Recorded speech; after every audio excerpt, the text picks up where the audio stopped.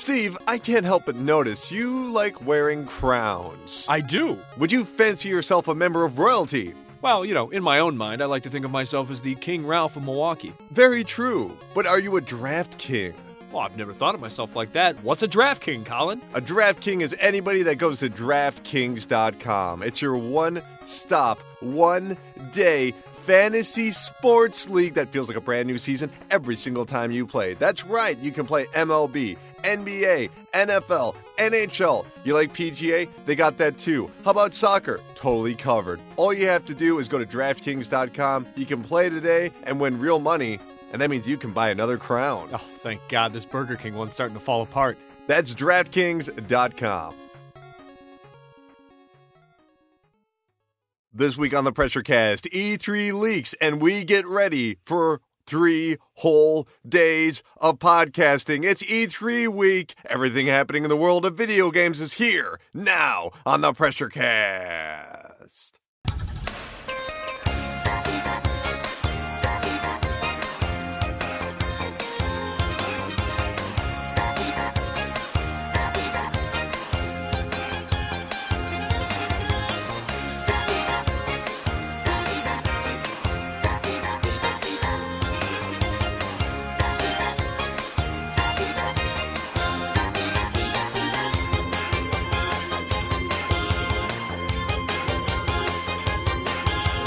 Live from the 52nd floor of VideoGamesAreDumb.com Industries, it's the 82nd episode of the PRESSURECAST, VideoGamesAreDumb.com's weekly news panic that posts every single Monday on iTunes and Stitcher and YouTube and TuneIn Radio, and the longest-running independent newspaper in North America at ExpressMilwaukee.com, but more importantly, the brand new home of Express Milwaukee, ShepardExpress.com. They told me not to say Express Milwaukee anymore. I accidentally did. Please bear with me, folks. It's ShepardExpress.com, but more importantly, it is E3 week. E3 is happening this week.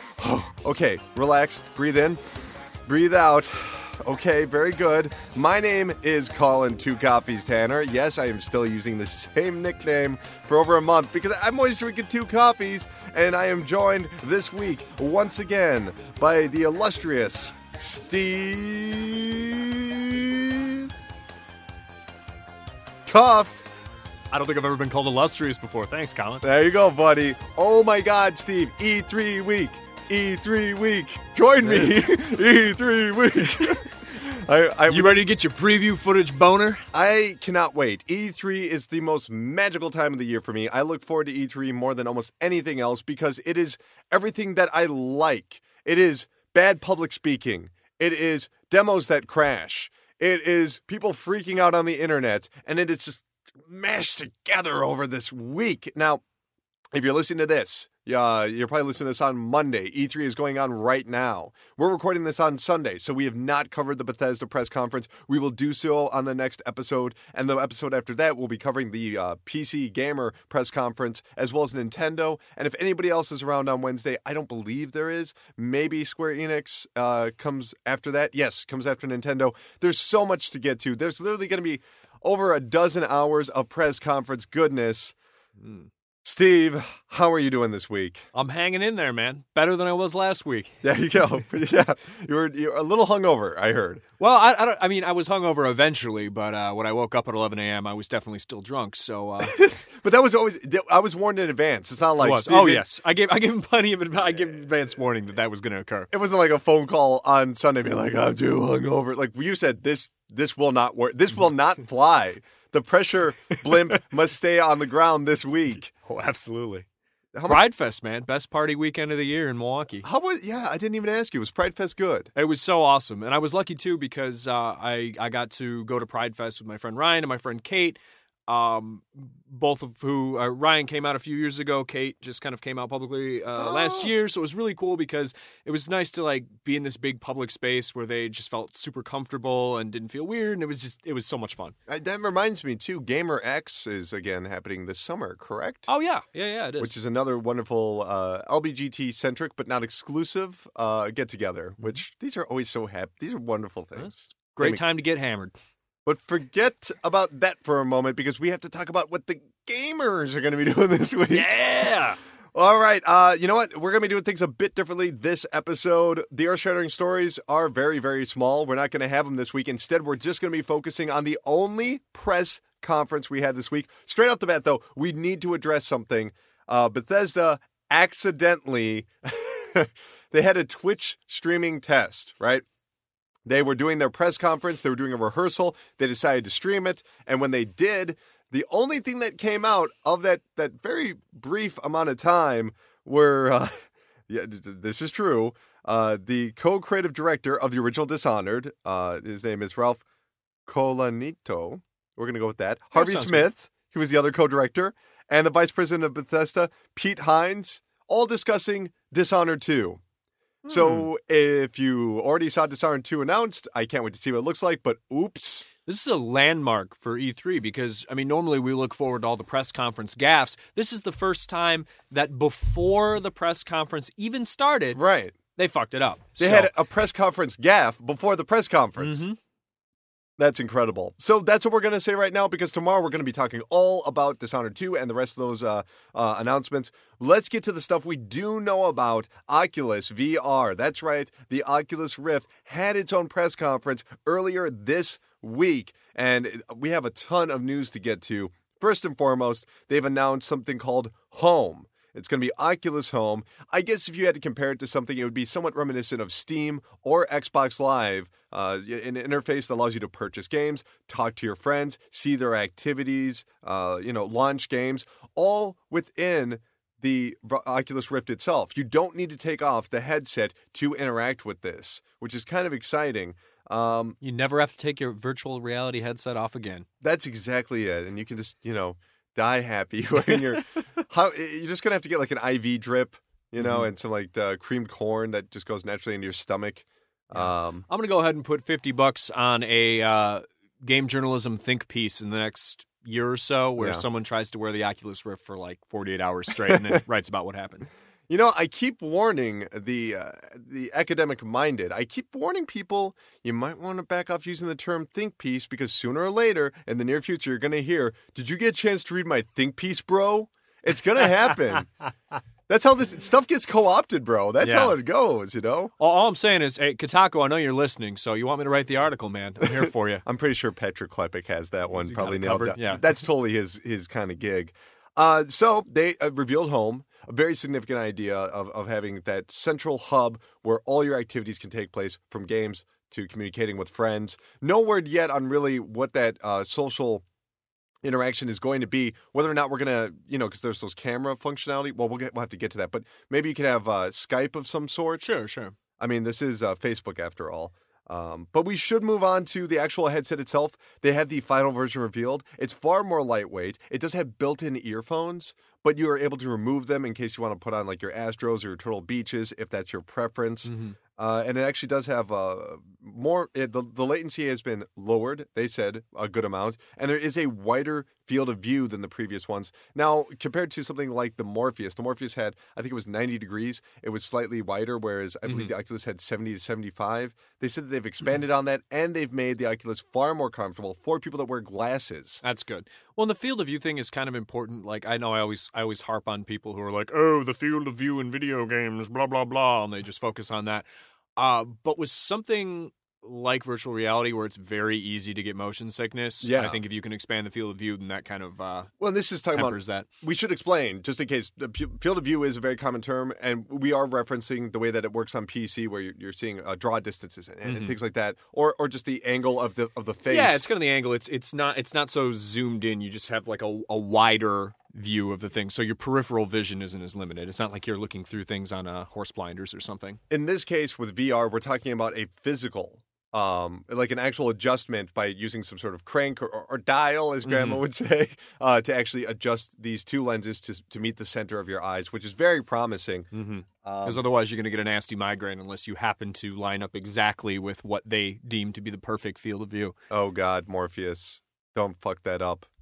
And I'm talking to Sony. I'm not missaying Oculus. I'm warning Sony. Let's move over to what's going to come with your Oculus Rift when it launches in early 2016. Here's what we know. You will get a camera, much like the Crystal Cove demo, that will be motion tracking your head, which will actually help out a ton. That's actually very important, very welcome. Something akin to almost the PlayStation Move if you need something to compare it to. But every single Oculus Rift will come with a controller. That controller is the Xbox One controller. Phil Spencer actually was on stage to talk about how the Oculus Rift will work natively with Windows 10. More importantly, he also said that when you stream games from your Xbox One to your PC, you can also stream them to your Oculus Rift, which, Steve, you sounded mildly excited for when I talked about this beforehand. I didn't want to spoil it here. The demo that they showed was someone playing, I believe, Forza 6, or maybe it was Forza Horizon. Not really positive, but it was almost the movie theater demo. It was someone in their personal theater looking at a screen that was playing Forza. Oh, that's weird. Yes. That's very weird. I don't understand why they, I mean, nope. See, so I would assume that the Windows machine is processing all of that, whereas the streaming is just taking place on the screen, which does make sense because if the Xbox One would not be able to power the Oculus Rift, that would not be sensible, especially with the certain amount of frame rate and all that stuff that they need. My one concern, though, is that why don't you just stream the full screen right to my eyes, and that's it? Yeah, that doesn't make any sense. I don't know why they wouldn't do that.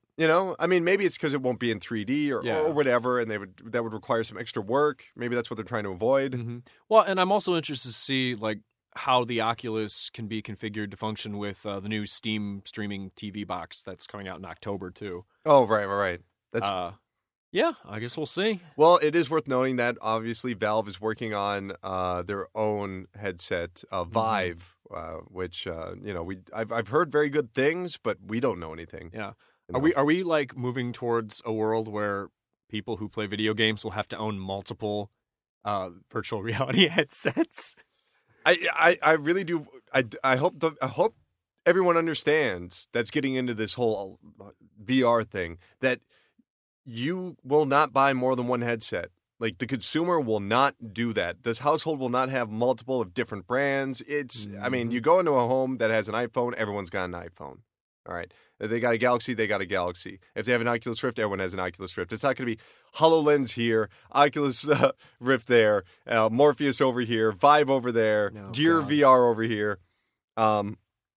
Anyway, moving on, we also do have the brand new controller for the Oculus Rift, codename Half Moon, which it's really quite a linguistical difficulty to describe this device.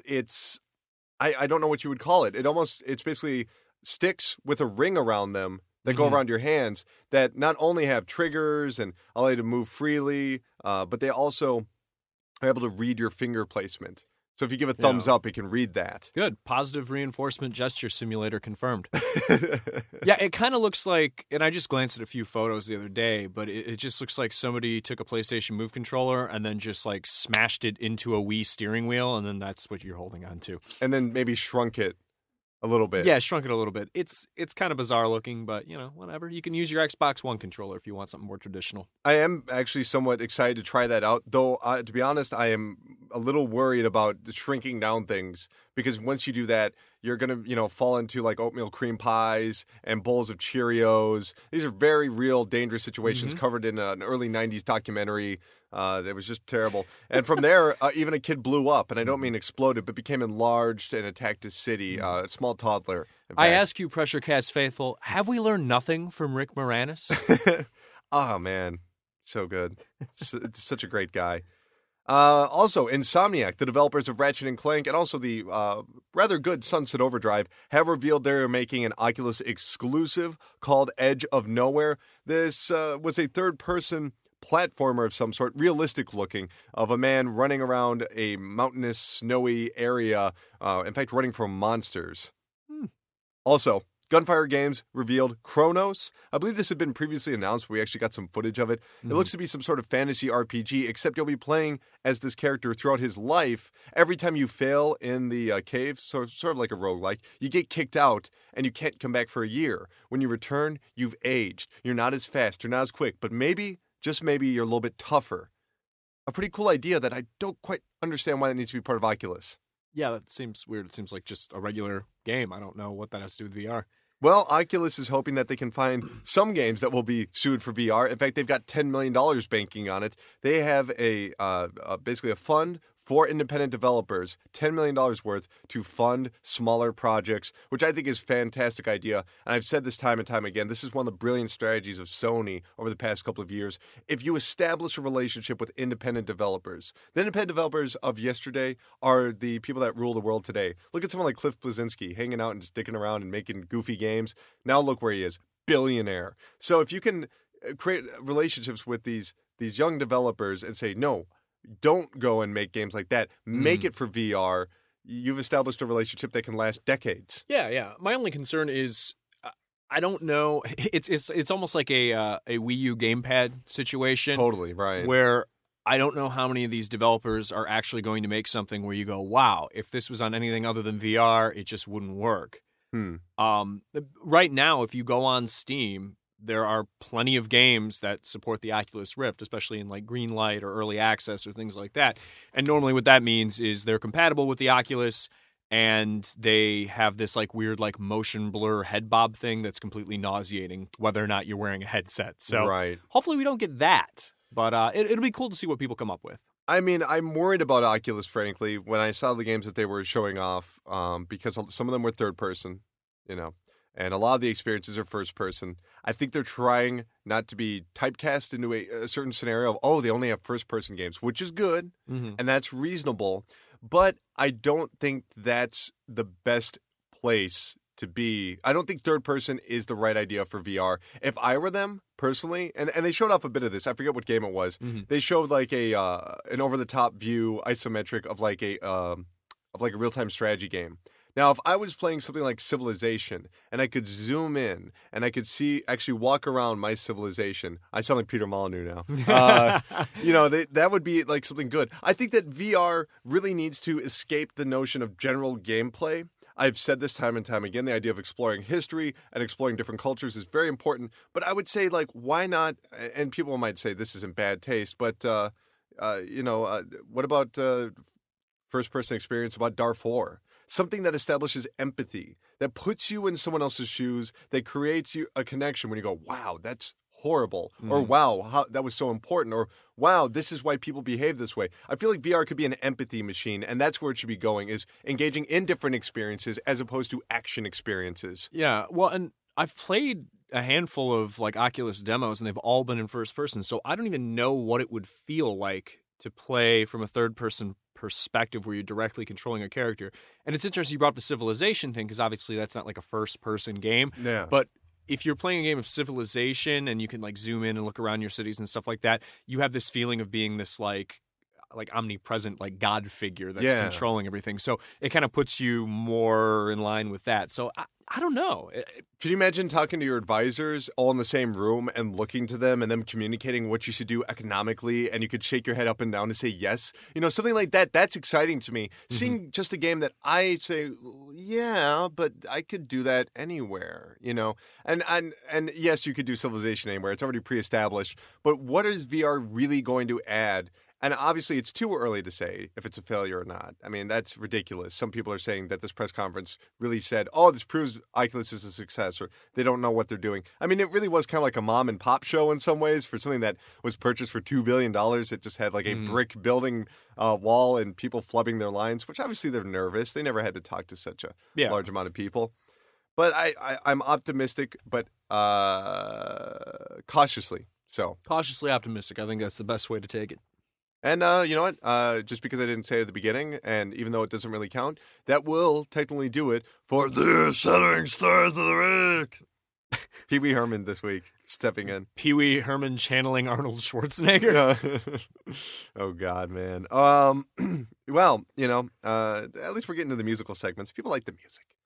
You might be saying, what are the games of the week? Oh, I thought this was a segment where we sing songs from Fiddler on the Roof. I love Fiddler. I'm not even kidding. Fiddler Tradition.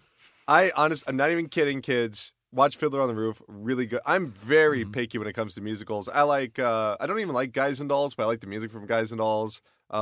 Singing in the Rain. Fucking great movie. Singing in the Rain is A+. Fucking Fred Astaire dancing with a broom. I mean, he must have been drunk as fuck. I don't know why he's doing that, but, that's... What movie was him? Was that, oh, God. With him and Tom from Tom and Jerry. Was that like Ships Away or Sailors Away? I don't know. Anchors Away? Anchors Away. That probably was it. I'm just being real with you guys. I don't like musicals, but I like some musicals. I'm not going to BS you guys. God. American Dad has great musical numbers, if you've ever watched American Dad. The best musical numbers on any animated show ever. Colin Tanner, American Dad evangelist. Totally. That show is brilliant. Start watching on Netflix, start watching on season 4, and you will think, wow, why have I never watched this? Fans of Duckman, take note. Oh yeah, I'm an animation aficionado, motherfuckers. That's gonna do it for all that. So what do you say we move on? Well, now normally we do the chart park and we go into Pocket Talk and This Week in History. We're gonna bring those pressure points to the forefront because there's so much significant E3 leaks. It's an E3. That's the best you can come up with. Sorry, it was 2 seconds. I didn't know what to do. Here we are now with the pressure points, kicking it off. This is not an E3 story. However, it is a rather significant story.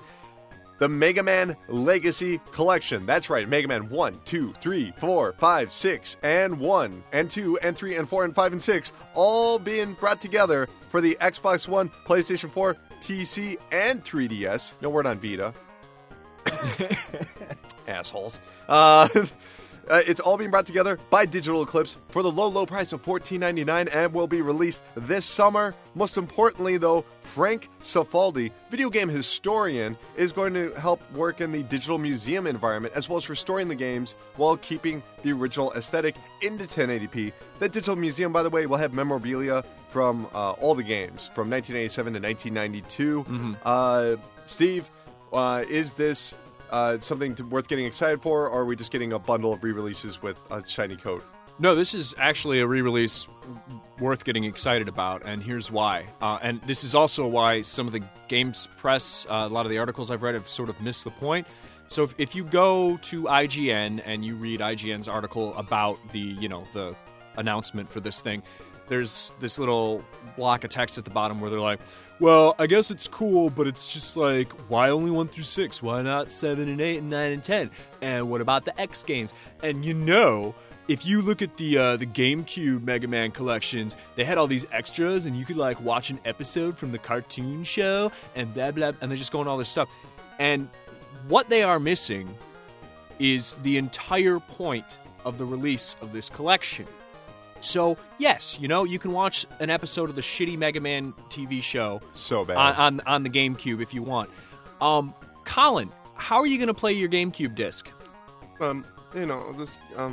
Dolphin's pretty cool, Yeah, are you going to play it on your GameCube, which they don't sell anymore? Are you going to play it on their Wii? Quick note, the GameCube version of Mega Man, the Mega Man collection is one of the worst things you could ever buy as a Mega Man fan. I don't care what the fuck they say. They actually switched jump and shoot. The buttons were flipped. It sucked. Yeah, so what we're seeing here is people paying attention to like the breadth of content without considering all the other like internal things that are going on. And this is a big problem. This is like a broader issue in video games where people are like, Watch Dogs is a good game because you can do all the stuff and climb all the towers. Just because something has a lot of stuff doesn't mean that stuff is quality. The reason why this Mega Man Legacy Collection is so important is because they have meticulously gone through and made sure that this code for this collection is easily portable and archivable. So, in the future, on future game systems, 20, 50 years from now, when you say, hey, I want to play Mega Man 1, you will be able to play Mega Man 1 legally without using like emulators or something like that. But to be fair, don't play Mega Man 1. Yeah, start with 2. 2 and 3 are the best, probably. Heatman is bullshit. So yeah, what he's done is and this is the problem. We have all these remasters, we have all these re-releases, but nobody considers the process of archiving. The Silent Hill collection is a great example of this, where literally, because game companies don't care about their own heritage, and this is something we've seen in film, in television, in radio, and we apparently have not learned our mass media lessons here. They actually don't have the code. The original code from Silent Hill 2 is gone. It does not exist. Konami threw out the hard drives. They don't exist. So then the updated, ported over version of Silent Hill 2 is garbage because it doesn't exist. Hey, so let's get Mega rid Man of that Legacy... fog, huh? That fog was in the way. Hey, and remember when they got that whole new voice cast for no reason? Oh, Jesus. So yes, Mega Man Legacy Collection is super, super important from an archival and historical perspective. This is huge. Buy it. Make sure that these games stay around for a long time. Would you say that this is muy importante? Muy importante, for sure. There's my Spanish. Muy bien, muy bien. It is worth noting that they are going to have some extra modes in there, like challenge mode. So basically, they're going to change the way everything works and online leaderboards. And you know, I totally agree with you. A lot of people said, why not Mega Man 7? Why not Mega Man 8? Why not Mega Man 9 and 10? Well, Mega Man, all the rest of those were built on entirely different engines, whereas pretty much 1 through 6 are identical, with obviously some important adjustments. I'm hopeful that we'll actually get a lot more information on the creation of the robot bosses, just because a lot of those were not made by Capcom. They were made by fans. Fans would, every year, they would just mail in and say, I want you to make this person. And it'd be like a crude drawing, and they go, okay, cool. Well, and people don't understand that, just because 1 through 6 are in the first Legacy Collection, that does not mean that the others won't come at some point. But you're right, it's totally different engines. And what they're trying to do is they're trying to essentially create a Criterion Collection for video games, and this is the first step towards that. It's almost like this is so easy that if it sells, they'll put more work into it. Like how sequels function. My God. Yeah. We're all made of stardust. So you should thank your lucky stars that this exists, and you should buy it. This is not like some Super Mario Brothers on the Wii 25th anniversary bullshit collection. Yeah, it's no. This is something that's worth getting excited over. And also, real quick, kids, if you think Mega Man 6 is a bad game, you're a bad game. That's all I'm going to say there. I get pissed when people talk shit about the later Mega Mans. Those games are great. All right? Yeah. So sorry about my mini rant there. I just about chucked my computer out the window when I read that IGN article because I don't know. I've been writing about this stuff for school for months and months and months. So now, speaking of chucking, when will we see the Chuck Rock collection? I don't know. Hopefully soon. I mean, Chuck 2, Son of Chuck, very important to the legacy of video games. Chuck Rock 2 was the cornerstone of Nick Arcade. That is so true. Man, Nick Arcade. Mikey, go left. Oh, Mikey can't go left. That's so painful to watch that. So painful to watch that. Let's move over to, I guess, the real E3 news. Kicking it off right now. Dark Souls 3, it exists. We have screenshots. No, it has not been announced, but these screenshots are far too authentic, including information that Hideki Miyazaki will be directing Dark Souls 3 fresh off of Bloodborne, and that it will be released early 2016? I mean, cool. I love Dark Souls, but... How the fuck did he just make Bloodborne, and he's already making another game? I don't know. I'm kind of worried, because if there's one series that I don't want annualized above all other things, it's the Souls series and, things like Bloodborne and stuff like that. One, because one of the coolest things about the original Dark Souls, I think, is just the sense of place when you're playing. It's so cool that you can stand anywhere and see anything and go, oh, I can go to that place. Right. And also, you see a mountain, you can go on top of the mountain. Yeah. And the Dark Souls games they're so emotionally taxing that I don't think I have the capacity to deal with an annualized Souls title. You would need a Whitney Houston level of emotion. I don't know what I'm looking for here. Yeah, but you know what I mean. It's just kind of heavy, man. You can't take it every day. It's what are you gonna do? Watch all Lars von Trier's movies back to back to back? Oh God. Yeah, and then feel dead inside. Jesus. You don't want to do that. You got to space these things out. Well, so I mean, cool, yay, Dark Souls, but bit of, a little anxiety over the annualization of the franchise. Well, it technically wouldn't be annualization. It would be every 2 years. Which means that they would need their alternative Call of Duty. Yeah, so then it'd be the Battlefieldization of, instead of Call of Dutying it? I guess. I mean, honestly, I would be okay with them annualizing the franchise somewhat. Hear me out. Just because, for me, I've always thought that the Dark Souls, Demon Souls, Bloodborne are really the Castlevania of 3D games. They really did embrace that. I mean, it's very different, obviously. When I played Dark Souls 2, I called up everyone and said, hey, someone just made a 3D version of Symphony of the Night. Holy shit. And I will say that Dark Souls 1 is the Symphony of the Night of that series. And that, yeah, something like Portrait of Ruin or, Order of Ecclesia would never match something like Symphony of the Night. And no, Dark Souls 2 or 3 will never match, or even Bloodborne will never match the original Dark Souls. Yeah. But it's something that's so different that it's okay. If it was just another first-person shooter or another character platformer, I might be disappointed. But given that it's so unique, and given the fact that From Software really doesn't make any money outside of the Soul series, Although I do agree with your caution. Yeah, and I like the Castlevania comparison in terms of kind of what role Dark Souls plays in the contemporary video game landscape. What role do you play as a knight? Or do you go with the... I was a pyromancer in the original Dark Souls. Oh, you cheap motherfucker. I love playing as a pyromancer. Good, man. You have to. But the problem there is, the original Castlevania series, or even when you get into, some of the later series, I don't know. I just played, I think was it Aria Sorrow, I think, recently? Right. That was on the GBA, the final title. Sure. You can blaze through even the longer Castlevania games like Symphony of the Night. You can get through them in 10 hours or less. If it's an NES title, you can beat Castlevania 3 in an hour. Really? Or less. Really?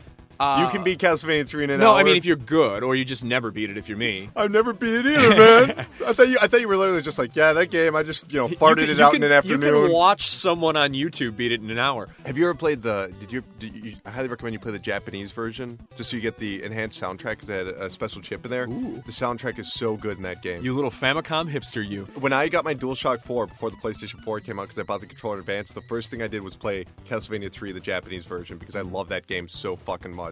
But yeah, so I mean, we just talk about Castlevania for the rest of the show. Might as well. But yeah, I mean, those games they're difficult, but they're these small, contained things. Whereas in Dark Souls, I think I dropped 90 hours into Dark Souls, and if I did a second playthrough, I could probably beat it in 30 to 40 hours. But that's a lot. They're heavy games, man. You keep saying heavy, and it's just made me think of Back to the Future. Heavy. I know. What are you saying? Is something about mass in the future? It's a giant weight. Dark Souls is heavier than a death in the family. She's so heavy. Okay, Dark Souls 3. Obviously, you're gonna get that. I'm gonna get that. Yeah, we love Dark Souls. No, I don't have to. What's it gonna be on? Dark Souls. Everything. Okay. Yeah. Well, if it's on PC, then I guess I won't have to buy a PlayStation 4 after all. I didn't like Dark Souls 2 that much. I'm just being real with you. No. I read a lot about it, and then my friends who are just obsessed with Dark Souls and Demon Souls, they played through it and they're like, don't bother. It was underwhelming. Yeah. Bloodborne is fantastic though, and I would recommend I really that. Want to play that. One of these days I'll get a PS4. One of these days. As soon as I find that perfect liquor store to rob. Let's go over to Nintendo. That's right. The president of Nintendo, general manager of Nintendo of Canada, Perry Chipiar. I don't know if that's really how you pronounce that. Is he a Quebecer? Here's what he said.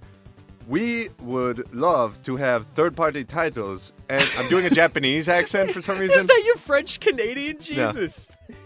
No. I'll just do Bret Hart. And you'll love to hear in a few weeks about some interesting partnerships. We've already, over the past few years, opened up and aggressively sought licensing deals in a lot of different areas. Owen 316 says, I just broke your neck, Steve Austin. You do a better Owen than I do, Brad. Apparently we're going to hear a lot about some third parties working with Nintendo. They really need to, because honestly, Devil's Third looks like dog shit. Yeah. Holy crap. I'm again, I'll probably play it, but the title that I'd compare it to is Mad World, which wasn't great. Yeah. But you know what? I bought it brand new for $5 on Amazon. I played through it in a weekend. I was like, that was okay, looked kind of cool. And then I moved on with my life. And if that's the hole that game fills, all right, whatever. Sounds good to me. I think we do need to. So that's the Nintendo bit. I do want to bring up something I just saw before the show started. I forgot to do it at the top of the show. Yu Suzuki tweeted out a picture of a forklift with the words E3.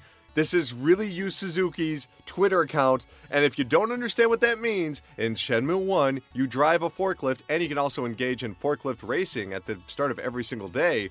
If Shenmue 3 ever gets announced, you'll never hear from me again, because I will die. I will, all of the energy that holds my molecular levels together, all my cells will become pure energy, and I will just ascend, and become one with the universe, because Shenmue 2 is probably my favorite video game of all time to this day, and it's like, when people say something like Final Fantasy, 4 or 5 or 6, whatever they say that, I'm like, yeah, Shenmue 2, and they look at me like I'm insane, but my God, it's so good. Are we gonna have to put you on suicide watch if they just release a mobile game where it's just like Forklift Racer, Shenmue Forklift Racer? I am not one of those people.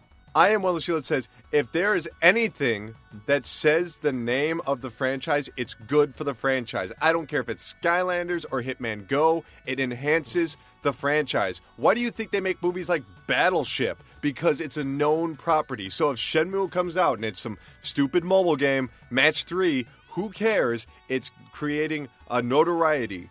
But does anyone under the age of 28 really have any name value for Shenmue? Man. Do most people over the age of 28 have name value for Shenmue? Listen, man, not everyone can appreciate a game that takes place in a small Japanese town in the mid-'80s about a very personal story and taking care of a kitten. But I can. Because I remember the day where the snow turned to rain and I searched for the black car. I still remember it, man. I love Shenmue. I fucking love Shenmue. No, Shenmue's cool. I just one of my favorite things to do, like, if I had to list my hobbies, one of them would be giving Colin shit about Shenmue. One of my favorite moments ever is when I was replaying it on an emulator, I think 2 years ago, because, I replay Shenmue, guys. Oh, and now there's a brand new version that allows you to play with English subtitles and Japanese dialogue if you really don't like the English dialogue, which I actually like the English dialogue because it's weird. Because it was all recorded in Japan. And the director... Anyway, what I'm trying to get to is that one of my favorite things ever is walking up to a guy and being like, excuse me, and he just goes, no, I can't now, and just walks away. And he doesn't even know what... I'm like, you don't know what I'm going to say, man. You don't even know what I'm going to say. So let's go from Rio, from Shenmue, to Ryu from Street Fighter. Thanks to some hackers, they have data mined the latest Japanese update. They've discovered that there are going to be costumes for your Miis from Virtual Fighter, from Mega Man, from Tekken, from Animal Crossing, and 2 new playable characters, including Roy. Another Fire Emblem? You put another Fire Emblem? You put another guy with a sword? And Ryu from Street Fighter with leaked footage of him doing his, hurricane kick and the Hadouken fireball. Uppercut thing. Oh my God. Yeah, it's pretty cool. Oh my God. This sucks. Where's Ken? This is not right.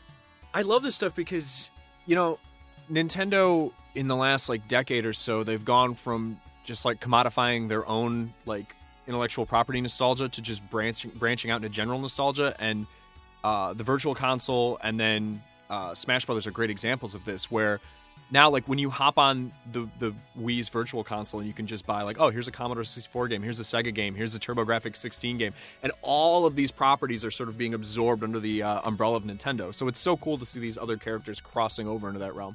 Would you say almost like it's a Street Fighter cross? Yeah. Street Fighter cross. And there's going to be Tekken costumes? Yeah, Street Fighter cross Pikmin. Oh my God. I honestly can't wait. Also, they have a stage that is based around Ryu's Street Fighter 2 stage, though it's higher up. So it's like the rooftop of that weird Japanese building or whatever. My God. That's going to be a lot of fun. My God. And Awful. it's big mistake. It's Where's also Ken? a total because the traditional fighting community has really embraced Smash Brothers, except they're a little bit lukewarm on the newest one. I mean, they don't hate it like they did with the Wii version. Yeah. But I think this is going to kind of, bring them back into the fold. Well, okay. Street Fighter characters you want to see in Super Smash Bros. Go. I think Blanca would work really well. Yeah. I think E Honda would work really well. Mm. Characters. I don't know. I mean, Chun-Li would be cool, but I think her moveset would be too similar to Ryu, so the Dragon Bird kick would look identical to... Yeah. And also, she would already be doing, like, the kicks, which is basically what Captain Falcon does. All I'm saying... Dude, best thing ever, though, would be if this was a setup, and they wanted this to leak, and then they're like, JK, here's Dan. Oh, my... Or what if they put in everybody? You know? Oh, my God. Just Here's a full Street... Like, just a Street Fighter free DLC update. Here's what I want. I want Ken... I want Bison. I want Vega. Now, in case you're confused because you're from Japan, I want Balrog, and I want Vega, and I want Ken. In case you don't understand, Balrog is the name of Vega. It got swapped because Mike Tyson, blah, blah, blah, blah, blah. But if you're American, I want Vega and Bison and Ken. Oh my Make God! it happen. Imagine a Vega level where you in Smash Brothers where you could like climb the cage for like your Smash move. Oh my God! Could you climb the cage in Part 2? Or was that not till Alpha 3 or Alpha 2? I think you could do it in 2, or at least in is it Super Street Fighter 2 or Turbo Edition? I don't know. I do apologize. I made a mistake. What I meant to say is the only character I want is Skullomania from the EX series. Oh, I was like, what? Yes, we'll cover the EX series. EX plus Alpha 2. That was a real remix. Game. That's a real name of a real game, except for the remix. That you actually said it. EX plus Alpha. That's a real game. That's good. Thank you, Street Fighter. Okay, let's move over. Hyrule Warriors, fantastic Wii game, influenced by basically just Dynasty Warriors meets Zelda. I loved it. Did you get a chance to play that? Yeah, I bought it when it came out. It's fun. I like killing stuff. What about if it came to the 3DS? Because there's already a leaked trailer of Koei Tecmo saying, here it is, on the 3DS, and you'll also be able to play as Tetra. I won't spoil who Tetra is. And King Daphnis, Nohasen, Hyrule, whatever. I can't wait, though, because honestly, that game would benefit from... Because all the missions are relatively short, maybe 16 minutes. You know, if you're taking a train somewhere, that'd be perfect. Yeah, it'd be fun. I don't know, I think they should just make Tingle Warriors. You just play as Tingle and no one else.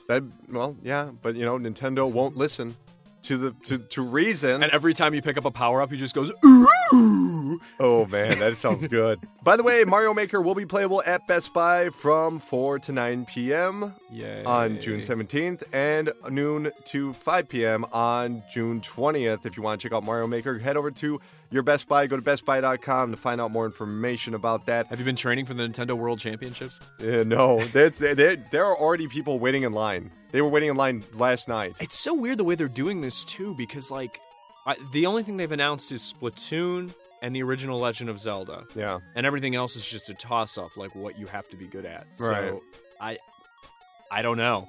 And then the weird thing where they're like, so we're going to have actual people who are really good at video games and random YouTube celebrities? I guess. I mean, honestly, I hope when they have the final game, like it just unveils and it's fucking like World Heroes on the SNES, like some obscure fighting game. They're like, what? What are you talking about? I hope Fred Savage presents the trophy. They just cut to like the players and they all have the confused look, and one guy's like, yes! Like one guy's real confident. I just wish it was something completely random that had nothing to do with Nintendo.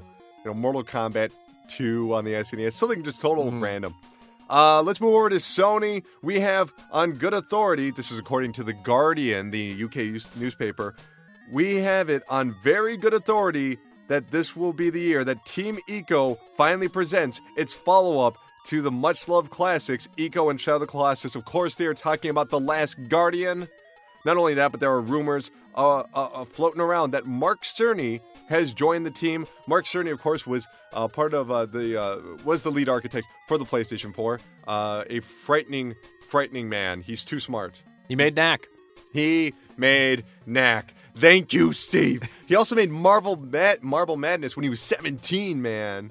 Do you know how hard it was to make a game back then? He was a super genius. Right, here's the ultimate question. Here's the video game Sophie's Choice. Well, no, it's the anti-Sophie's Choice, because this is just not a decision. What if you had a choice between, so you had to be locked in a room with just plain white walls, okay? And your options were either you had to do nothing except for play Knack for the PS4 for 48 hours straight, or you could listen to the Knack's entire discography for 48 hours straight. Ooh, that is pretty easy. I would listen to the Knack. I don't know.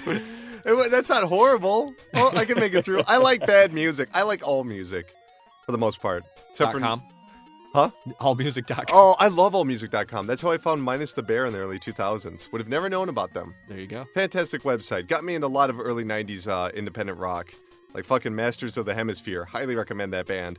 Anyway, so Mark Cerny, he has worked in Japan. He has worked on the original Sonic the Hedgehog. He does translate Japanese. That's what he did for Yu Suzuki at the postmortem of Shenmue. To me, I'm saying 100%. I'm saying this is totally happening. I'm saying Last Guardian at E3 this year. 100%. I hope so. What are your odds, Steve? Give me your odds, percentage.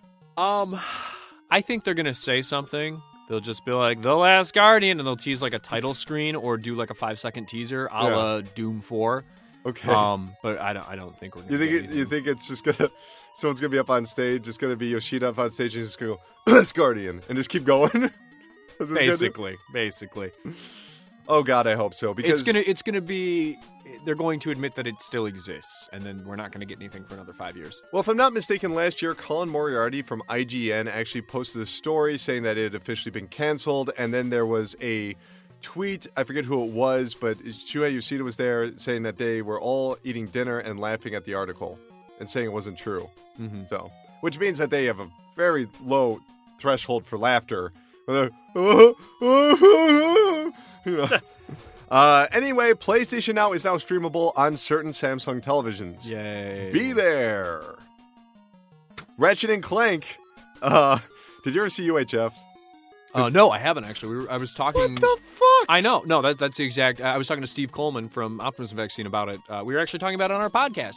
Which podcast? The OpVacCast, which you can find on iTunes if you're interested. You should be. It's a good podcast. Or OptimismVaccine.com or ShepherdExpress.com.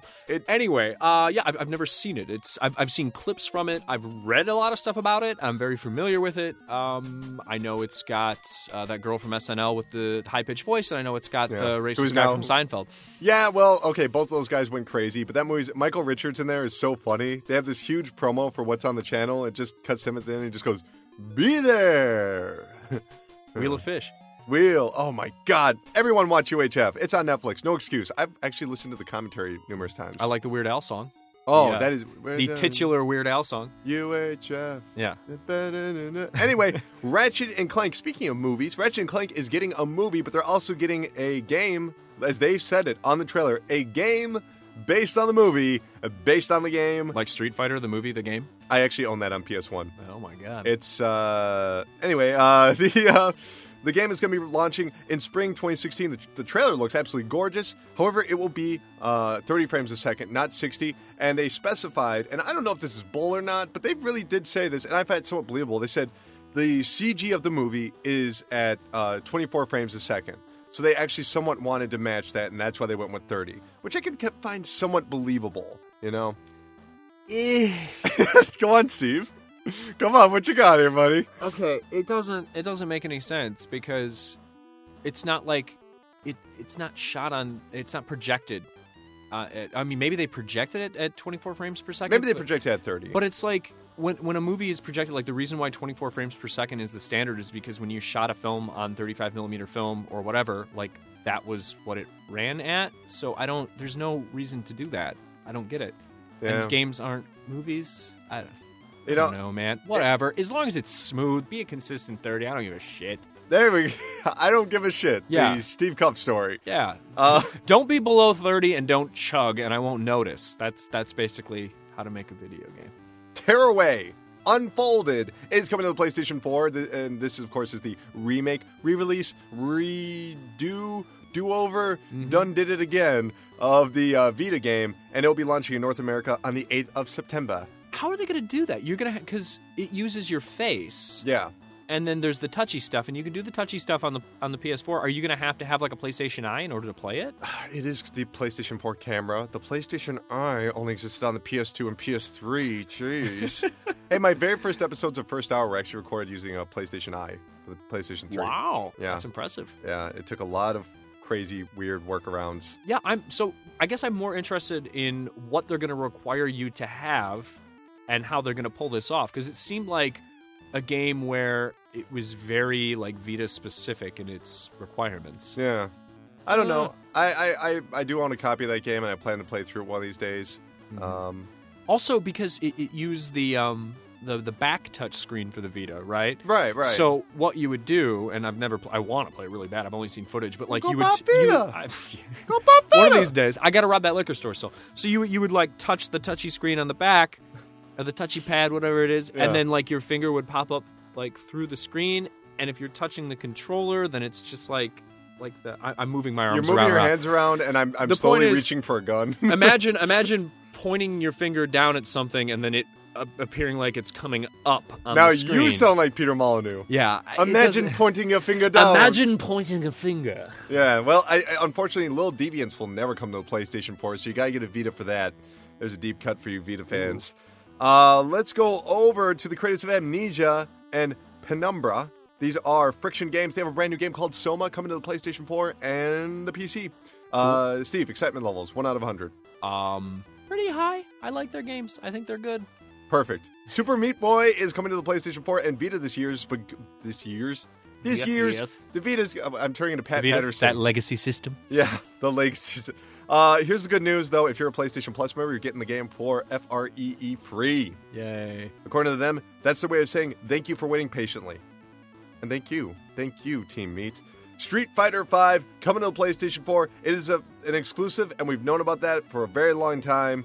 Of course, there is a representative from Capcom who said they have no plans whatsoever to ever bring Street Fighter V to the Xbox One. They've explicitly said it is a PlayStation 4 exclusive. There is no plan. It will not happen. They have nailed it down. If you are listening to this and you're thinking, maybe they might. What about Super Street Fighter V? No, not going to happen. Sony is funding this project. Yeah, not surprising, and I don't think that's going to chap anybody's ass outside of the Microsoft office building, because most fighting game fans that I know don't play on Xbox. That's just a thing.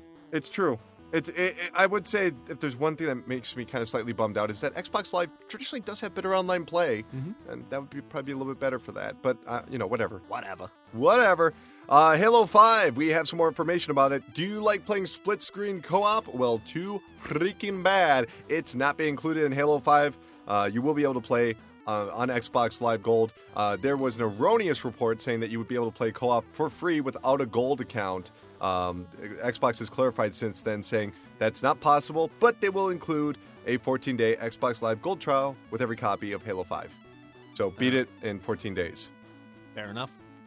Also, they've announced that every single Halo game going forward will have a beta. They will not ever have a repeat of the Halo Master Chief Collection. We'll see.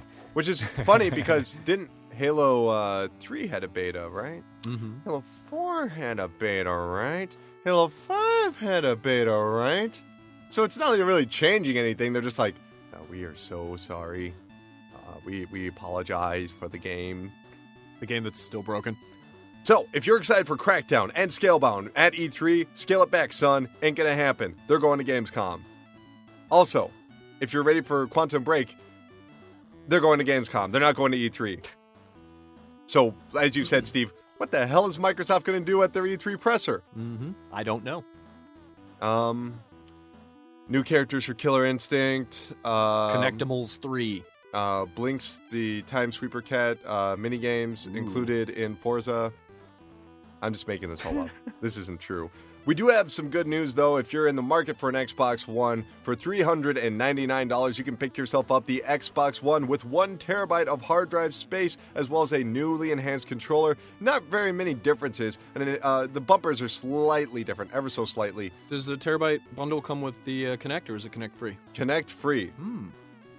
Of course, you buy the Kinect separately for $100. Oh, of course, I'll be waiting in line for that. Also, you can also use your 3mm headphone jack officially in the brand new controller, whereas previously you needed an adapter. They've also announced that the Windows 10 dongle. Now, if you want to use this dongle to play on PC with an Xbox One controller wirelessly, you're going to need to be using Windows 10. That will be released on June 16th. The new bundle, June 16th. And speaking of Windows 10, PRESSURECAST news story confirmed. I may or may not have a pirate copy of Windows 7 running on my PC currently, and A few weeks ago, I got a little pop-up notification. It was just like, hey, buddy, you want to update to Windows 10? We'll send you a free key in your email. They did confirm that a few months ago. They don't care where you got it. They just want you on board. Which is good, because I'm going to legitimize my Windows. You're going to make an honest operating system. That's right.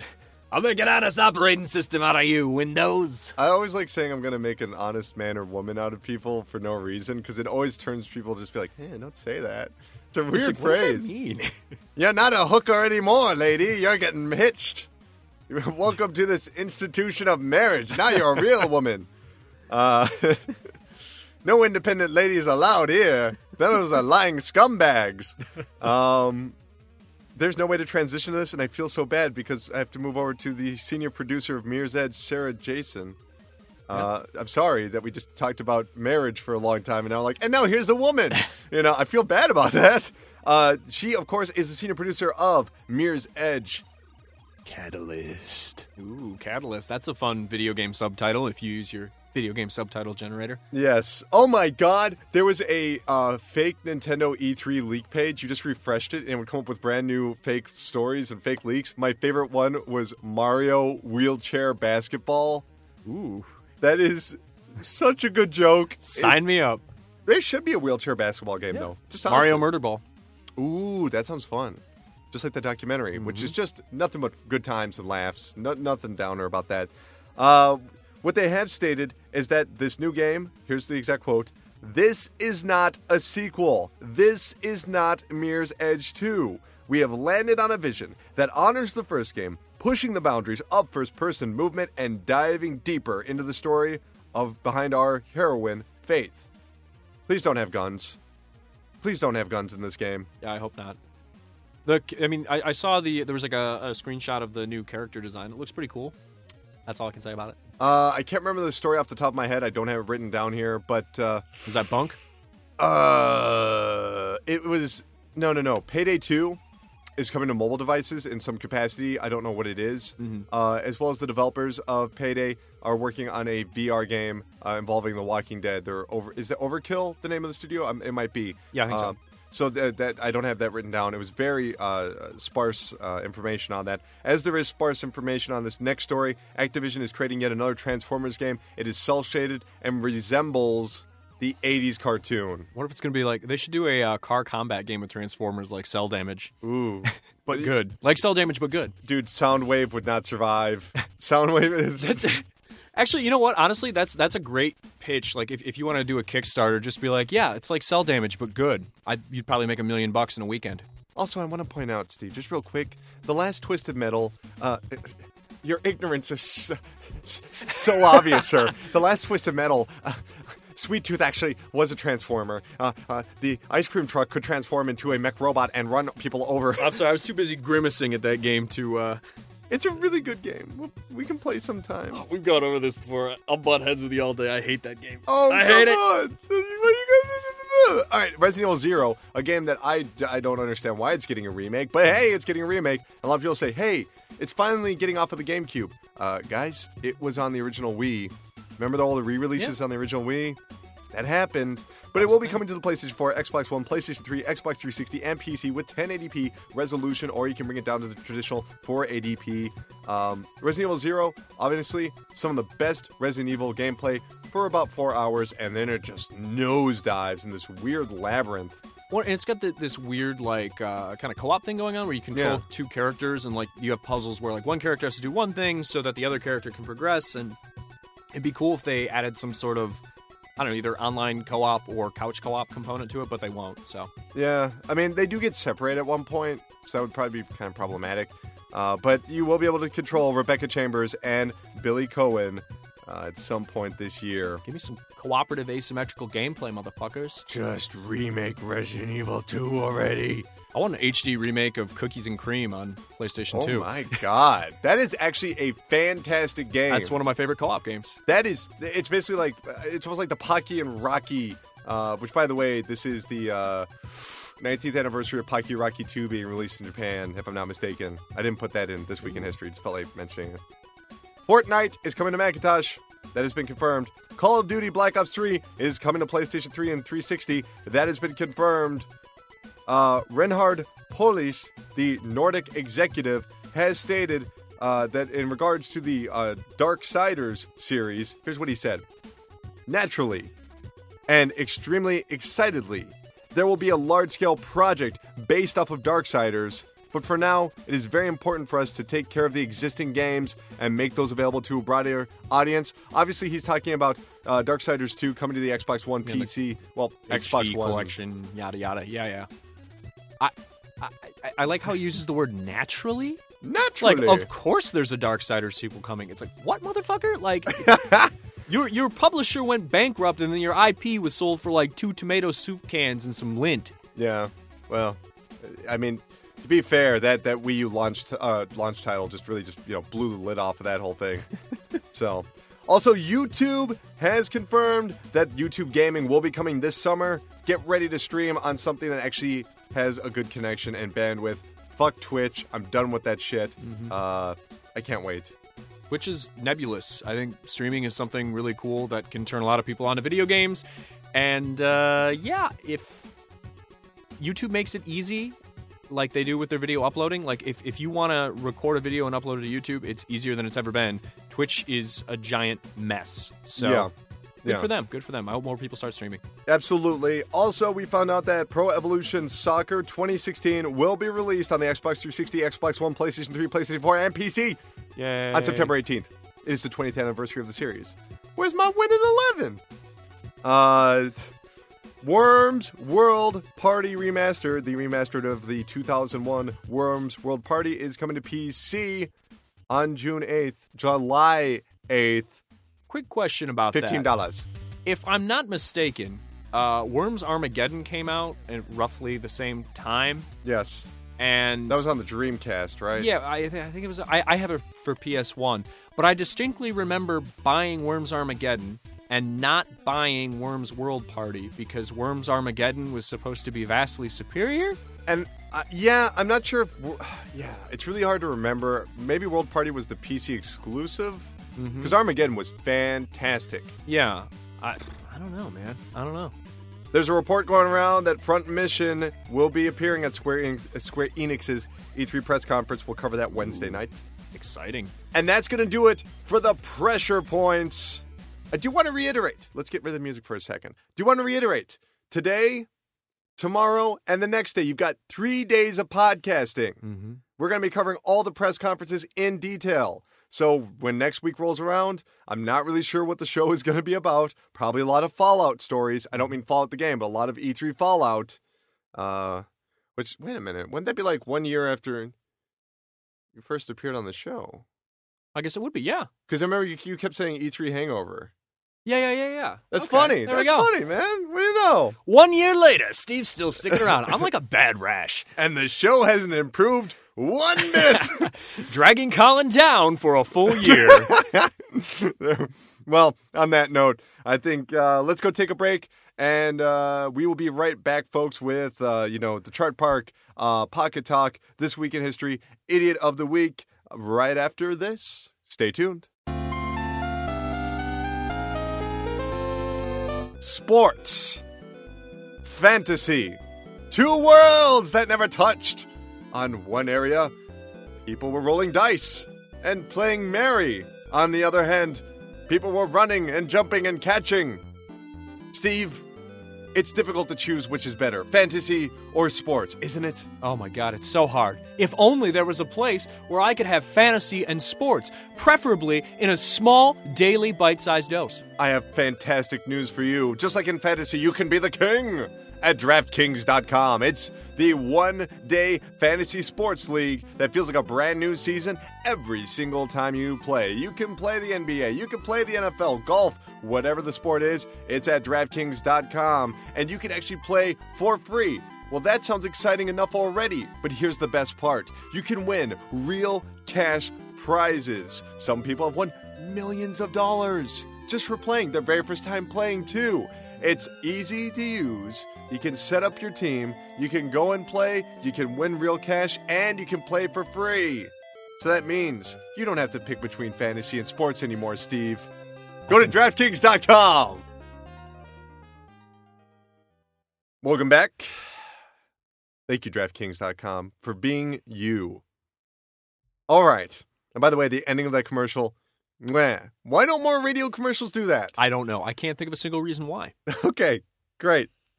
Well, I know we just got back, but it's time to get outside, breathe in some fresh air, and head over to the chart park. This is the part of the show where we find out which fat cats of Wall Street will tip their top hats to Lady Luck as we investigate all the financial and business news going on in the video game industry. Starting it off, Nintendo has officially sold 15 million 3DS handhelds in the United States. That is all of the 3DSs, including the 2DS, the new 3DS, the XL, and the regular. And it's only 15 million after being launched in 2011. That's not good numbers. Not great. You know, and I've tried to point this out for a bunch of people, and what I do want to point out is that some people have mentioned that the 3DS actually outsold the initial year of the original DS. They outpaced that within the first 8 months. What people fail to recognize, though, is that the original DS was launched over a course of 5 months in all territories. Also, they don't seem to recall that when the DS launched, it was not the next iteration of Nintendo's handheld. It was, quote, the third pillar. It was not the successor to the Game Boy. And also, the 3DS had the benefit of having the DS name, the most popular goddamn handheld and best-selling console of all time with over 120 million sold. So really, this is rather problematic. I mean, Steve, you own one 3DS, correct? Yeah. I have an XL. Okay. Because all these iterations, I think, are bolstering those numbers. To be frank, I don't know. 3DS. Not Buy great. one. Buy one. It's fun. The Witcher 3, on the other hand, is doing quite well, with over 4 million copies sold within its first 2 weeks. We have an open letter from CD Projekt Red. 4 million RPG fans spending their hard-earned money on our game is a sign that we did something right, and you can be sure that we'll harness all that positive energy and make the upcoming expansion worthy of the grand adventure that you're telling us Wild Hunt already is. Good for them! Good for them. On a slightly more depressing note. The Wild Hunt sucks! No, No, I haven't played it. I really want to play it, though. Okay. I guess CD Projekt Red isn't always so great to their employees. If you go to Glassdoor.com and look up CD Projekt Red, it's a little bit rough. What do you mean? What do they say on A there? lot of talk of crunch time, unpaid overtime, a lot of sad things. Unfortunately, that can be said about the video game industry at large. Yeah, if you make AAA games, they treat you like shit. I think you do have to be willing to accept crunch time. That is unavoidable. However, not being paid for overtime, unacceptable. You deserve to be compensated for your work. And this is, I mean, again, it's hearsay, but, Glassdoor is usually pretty accurate, I'd say. You know what I say about hearsay? It's always 100% true. Totally. Okay. Bloodstained. That's right. Iga's next Castlevania, Metroidvania, as he likes to call it, Igavania game is officially the most funded game ever on Kickstarter with over $5.5 million. That means it's coming to the PC, Mac, Linux, PS4, Xbox One, Wii U, and Vita, baby. Bigger than the Ouya. Oof. Well, I mean, I guess better. Bigger than Mighty Number 9. Oof. And just remember, Konami, you didn't want to make this. You didn't want to make this. I'm looking so forward to that game. But here's the biggest part, arguably, of the chart park this week. We have the NPD numbers. We have the 10 best-selling games of the month of May. Here they are. And number 10 is Super Smash Bros. For the 3DS and Wii U. NPD, why do you merge those numbers together? They are not related. Number 9 is MLB The Show. Number 8 is FIFA 15. Number 7 is NBA 2K15. Number 6 is Call of Duty Advanced Warfare. Number 5, despite being launched merely 2 days before the end of the month, despite my naysaying, Splatoon. Hey, that's pretty good. Wow. That's really good. Number 4 is Minecraft, obviously. Number 3 is Grand Theft Auto 5. Number 2 is Mortal Kombat X. And number 1, of course, is The Witcher 3 Wild Hunt. I do want to point out, with the exception of NBA 2K15 Minecraft, Splatoon, and Smash Brothers, all of these games sold best on the PlayStation 4. Well, the Splatoon thing is really interesting because everything else on that list is just another sequel in a franchise, right? Yeah.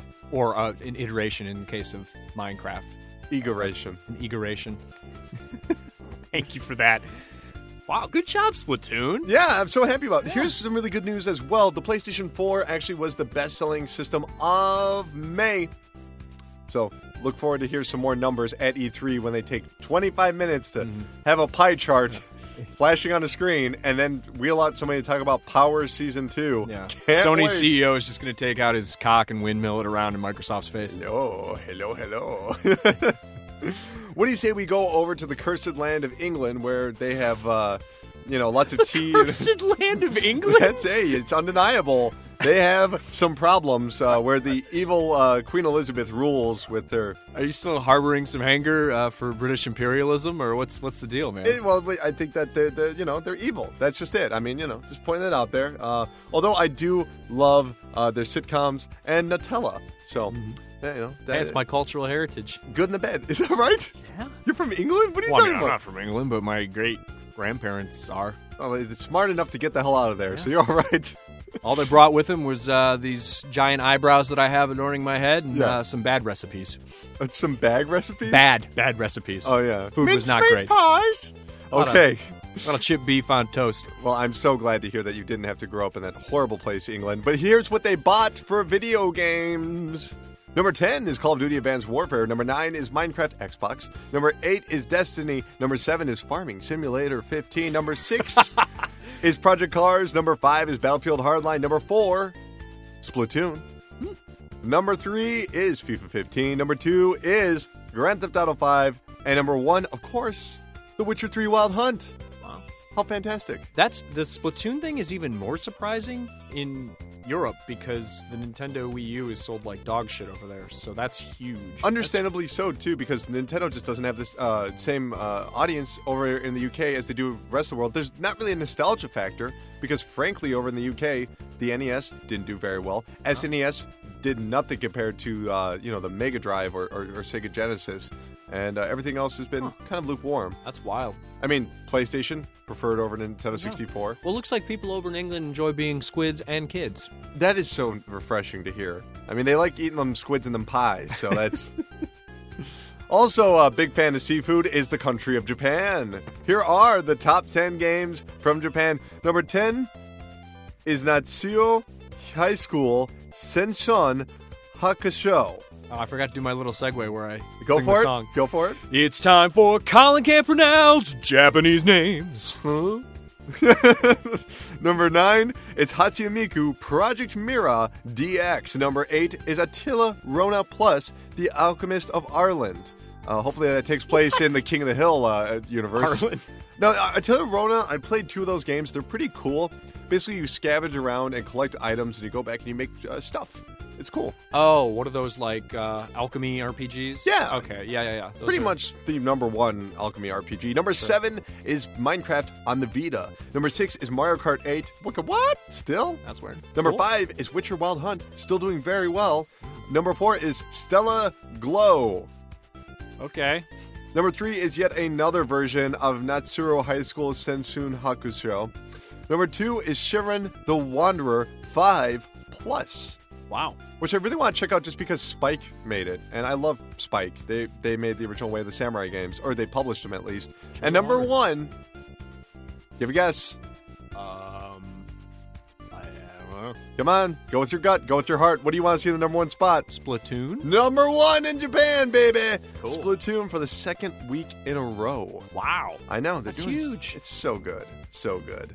Let's talk about the best-selling systems. Once again, the Wii U dominates with 21,169, followed by the PlayStation 4 with 11,763. Think about that. The Wii U almost doubled the PlayStation 4 sales. That's crazy. PlayStation Vita with 10,829, new 3DS XL with 10,677, new 3DS with 4,086, PlayStation 3 with 2,716, and the 3DS with 2,089. The original 3DS XL with 1,039. PlayStation Vita TV with 610, which is up. And in last place, Xbox One with 219. Oh, darn. I thought they were going to crack 300 again. Oh, well, why don't we crack a window? Because we're going back inside, as this is the end of the Chart Park, the land where money grows on trees. Whew! Where are we at right now? We're only, an hour and 15. We're just cruising through this episode. Good.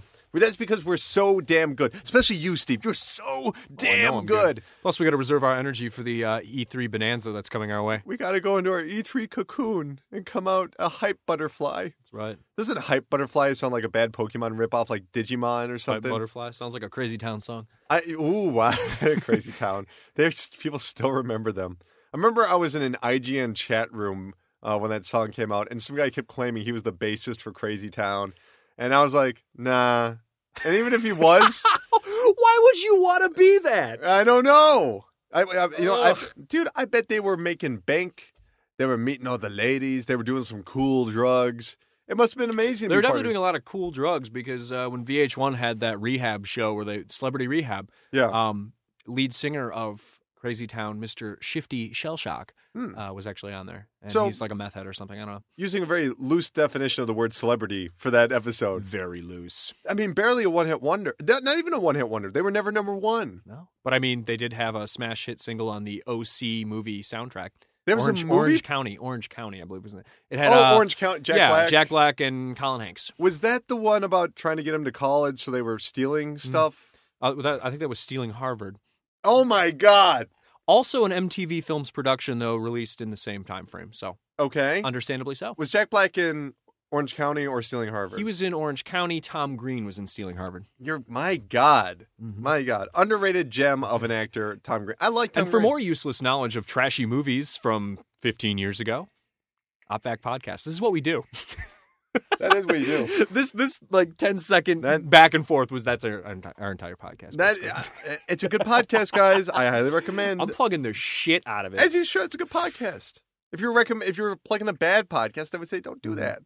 Which is why I'm going to recommend Roddy Piper's Pit podcast because it's hilarious. He doesn't know how to interview people. It's just amazing. He'll just like the first 10 episodes, he just kept going. Oh yeah. Oh no. Yeah. I mean, like nonstop. Like never not making that noise. So he's just they had to turn him down. You just hear this. Oh yeah. Like throughout the entire thing. All right. Well, let's leave the big world of E3 and get tiny. It's time for Pocket Talk. Yeah, Pocket Talk. Okay, Sonic Dash, which is the mobile Sonic game, which is actually kind of fun. It's an endless runner from like a third-person perspective. It has reached over 100 million downloads. That makes sense. It is the most downloaded Sonic game in Sonic history. Sonic. Also, here's some more news. Speaking of things that have aged poorly, Mariah Carey might become the new face of Game of War. Fresh off her 2001 hit Glitter, which I do believe premiered at the Cannes Film Festival. I'm not making that up. Wow. I know. Mariah Carey, who, honestly, I think she's pretty good with music. Not my favorite, but, So Game of War might be ditching the previous actress. I forget what her name was. Upton? Kate Upton. Apparently they're in discussions for maybe a 7-figure deal for I guess the next year or next few months. You know how much Game of War makes in a day? Over $1 million. Over $1 million. Over in a day. $1 million. What? Which is probably why my Twitter feed is full of Game of War advertisement. Guys, you can turn that off. If you go under settings, you say show only to me. Do everybody a favor and do that. I don't care. I have a better strategy. What you do is you go through and you start blocking promoted tweets, and then you get really weird shit. What do you get? Just bizarre things like teens who just decided to pay $20 to promote a tweet. So it'll just be like some random teen will just pop up in my newsfeed and it'll be like promoted by, Bucky the Butt Slayer 69420. It's like, what? What's their tweet about? Like going to the movies? Yeah, basically. What? Yeah, it's weird. That's insane. Weird shit on Twitter, son. Yes. Well, there'll soon be some cool shit on your phone and mobile device, because Threes, which is already a mobile game, now is going to have a free version, much like Crossy Road. They will give you tokens. It's like the arcade advertisement model. So you watch the advertisement, you get tokens. Those tokens can be turned in for sessions of play. Or if you don't want to do that, just buy the regular version. Best way to do free to play, man. I'm telling you. Really is. So last year, the world was abuzz with Sonic Boom, one of the greatest games of all time. Apparently Sega heard our demands for a sequel and have quickly turned around Sonic Boom, Fire, and Ice only on the 3DS. They decided not to make a Wii U version for some reason. You know, I don't get it. I still have my copy of Sonic Boom. I will probably play through that game. Oh, Lord. Yes. And that's going to do it for Pocket Talk. God, so much Sega. That was it. That's it. Better grab that magic mushroom, get big again. Boop, boop, boop. Still not the right sound. Close, no. Still not. It's okay. Okay. It's not like it's an iconic sound effect with, 30 years of history behind it. Thank you, Steve. Oh, yes, I am dumb. But I'm not as stupid as the idiot of the week. This week, we have the ultimate idiot. The one, the only, auteur, Uwe Boll. Uwe Boll, who, of course, has directed such incredible films such as Blood Rain, Alone in the Dark, House of the Dead. Was he House of the Dead? Mm-hmm. Blood Rain 2. Oh, Blood Rain 2, Electric Boogaloo. Far Cry. Oh, my God. Postal. Yeah, Postal really broke my heart because I liked a lot of the actors. He actually, it's weird too, because Postal was more based on Postal 2, where it was like offensive and stupid, more so than it was dark and violent. And he actually made another movie, which I can't remember the name of, but it's basically like Hatred the game, the movie before You mean Hatred. Rampage? I believe it's called Rampage, yeah. And it's just a guy with a gun killing innocent people. We'll get to that in a moment. I do want to point out Postal does have a few good scenes, especially with, not Scott Thompson, it's Dave Foley doing some very aggressive full frontal nudity, and an opening scene about aggressive full frontal nudity. Oh, you have to see it to believe it. And it does include my favorite line, possibly from David Foley, saying, "Hey guys, I'm fucking gay," and giving a thumbs up because he finds out he's gay at the end of the movie. Uwe Boll's got a special place in my heart for making unwatchable trash. But when I was in college, we used to, every weekend, we would have Uwe Tuves, where we would do Uwe Boll double features. Okay. Was that In the Name of the King? Oh, yeah, that's another one. That is his worst, yeah, I would say. Especially because the lead character's name, played by, what's his name? He's bald, he's in the transporter. Why am I blanking on this? Jason Statham, yeah, played by Jason Statham. His character's name is just Farmer. Because that is authentic. Yeah, because he's a farmer. And the entire movie, people are just yelling his name. So basically, In the Name of the King can be summed up as Farmer! Well, at least we got the gold that is Michael Madsen in yet another film, as well as Ben Kingsley, I believe, is in that movie. Sir Ben is in a lot of Uwe Boll movies. But seriously, the intro to Postal, the whole 9/11 scene, I don't know. I thought it was funny. It's in bad taste. I'm just being real. I'm not gonna, I laughed, Anyway, he had tried to make a sequel to Rampage. He already made a sequel, but Rampage 3, he went to Kickstarter. For the third consecutive time, he failed at Kickstarter. And usually he's kind of outspoken, but he actually reserved a little bit of his anger for YouTube. Here's what he had to say. "This was my third campaign after Postal 2 failed. After Rampage 3 failed on Indiegogo, and now Kickstarter 2. So basically, my message is fuck yourselves. It looks like no one gives a shit about Rampage 3, so maybe I shouldn't do it then." That's correct. That's entirely correct. Oh, here's a good quote. Ready for the quote of the week? Sure. "I have enough money to play golf till I'm dead. I wanted to do Rampage 3 because it's an important movie, but it looks like you are easier giving $600K to make some movie about a very offensive term, R-word, wizard, in the forest, or some Marvel Avengers bullshit dirt. So goodbye and goodbye Hollywood." Hollywood was reached for comment, and they said, "Who?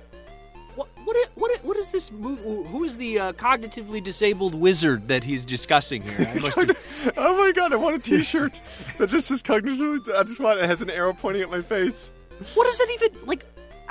God. I believe there was some other movie on Kickstarter. Don't really know the background. He's doing it wrong. Like, I guess his German film loopholes are closed up. But there is a way to do this. Asylum, which is a production house that peddles in similar territory as Uwe Boll, they do it right, which is they figure out the new release schedule for big budget movies, and when Transformers is coming out, they release Transmorphers. Oh, I love those. Or Snakes on a Train. All of their films at Asylum are made in 6 weeks. They write the script in 2 weeks, and they film the movie in 4, and then they push it out direct to DVD. I don't know. That's it. I admire it. It's a business model, and if you're going to make trash, artless trash, that's the way to do it. Well, I mean, this isn't the very first time that Uwe Boll has been outspoken. Obviously, he agreed to box his critics. Yeah, which is not a good idea because he actually knows how to box, but, you know. Yeah, and, you know, that's genetics, bro. I don't know what to tell you. I'd probably punch him in the penis and then just take one on the chin, but, like, go home knowing that I punched Uwe Boll in the penis. That sounds worth it. Of course, he also has attacked people for not paying enough attention to Darfur. How random is that? That's a noble cause. Maybe just stick to that. He is such a train wreck of a person. Okay. Well, Uwe Boll, for bitching and moaning about your shitty movies not being funded on Kickstarter, which, by the way, were only funded in the first place due to a German loophole that allowed him to make all those awful movies. Mm-hmm.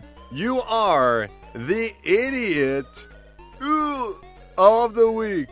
Brrr.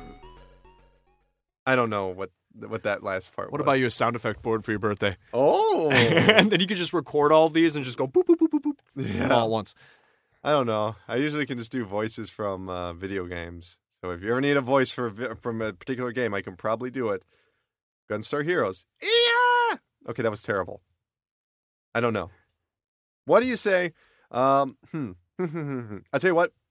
We're going to do something a little surprising. We're before we close out the show, we're going to do some brief E3 predictions. But first, I want to do This Week in History. How's that? Fair enough. We'll just do like real quick. I don't want to spend too much time on Wait, real quick. I can do one good video game impression. Are you ready for this? Okay. Okay, here we go. This is Gordon Freeman from Half-Life. I honestly thought you were going to do your Titus from I thought you were going to do that. I'm the best blitzball player ever. That's my second best one. That is pretty good. I don't know the Gordon Freeman. That was my joke. Gordon that was my home Freeman. Okay. There. He's a silent protagonist. It's a funny joke. And then the podcast has been turned off. Yaka yaka. Let's talk about This Week in History. Yet another week with some incredible titles we need to talk about. Starting off at number 10. What am I doing? Am I doing a fucking top 10 list? Are we back in the chart park? I don't know where we are. I'm lost in space. We're in the Shart Park of your mind. It's in your mind. 10 years ago, Trauma Center Under the Knife was released on the DS in Japan. Very important game, but not very fun to play, that first iteration. Oh, wow, God, it's that old? It's that old, which means you're one step closer to death, Steve. Number 11. What am I doing? I don't know. 11 years ago. Number 11 years ago. 11 years ago, PSYOPs, The Mindgate Conspiracy, was released on the PlayStation 2. Did you ever play that? No. That's a game. Guys, listen. PSYOPs, The Mindgate Conspiracy. You can play it on your PS2 emulators. Please go play this game immediately. Here's how the game worked. Unfortunately, there's no Xbox simulation that functions, which means the triggers might be a little bit off. So hopefully you have your pressure sensitivity aligned with your Xbox One or DualShock 4. The Mindgate Conspiracy was about a guy that gained psychic abilities while infiltrating a lab, which meant that you would have the ability to take over enemy soldiers. So you could just walk in and start shooting people, and they're going, what the hell's wrong with them? You would sneak up behind people to gain more psychic powers by electrocuting their head. They would fly up in the air and go, and their brains would explode. Okay. You could shoot fire. You could lift objects using the Havoc engine and throw it at people. It's incredible. I don't know if this was a sequel or a spiritual successor or No. just very similar, but didn't Square Enix do a game like this for the PS3 like a few years ago? If I'm not mistaken, you're talking about Second Sight on the PS2, which was made by Eidos or... I swear to God, there's some Square Enix game where you can like possess enemy soldiers, and it got critically smashed and sold like 3 copies. But yeah, is that Never Dead? Or... No, Never Dead is where your limbs fall off. I can't remember. I'll figure it out and I'll let you know after the show. But my one memory of PSYOPs, I know it exists because I remember I would go into GameStop and there was always like 12 copies of it for $2. It's true. R.I.P. Midway Games. 12 years ago, Mega Man Network Transmission was released on the GameCube. Probably the hardest, maybe the hardest GameCube game. Definitely the hardest Mega Man game. Basically, it was Mega Man Battle Network, but a platformer. Insanely punishing. Cruel game. Something. Mega Man games can be tough. This is way more difficult than any other Mega Man game I've ever played, ever. Also, 12 years ago, Sonic Adventure DX Director's Cut was released on the GameCube, which was a huge deal. The very first, not the very first Sonic game released on the GameCube, but really a Dreamcast game, a Sega game on there. 14 years ago, we were blessed with the incredible Twisted Metal Black. Okay, you like that one. All right, good. Yeah, I like Twisted Metal Black. I like how Sweet Tooth killed an entire grocery store worth of people. Yeah. That's insane. That's pretty good. Second best Twisted Metal game. It's the David Fincher Twisted Metal game, if you know. Yeah, he didn't work on it. It's got that aesthetic. Let's take a huge leap because 26 years ago, Tetris was released on the Game Boy in Japan. Damn. The greatest game of all time, Tetris. That's fucking old. That means that Tetris is too old to be on its parents' insurance anymore. Oh, crap. 27 years ago, Blaster Master was released on the NES in Japan. Cool. 29 years ago, Fantasy Zone was released on the Sega Master System.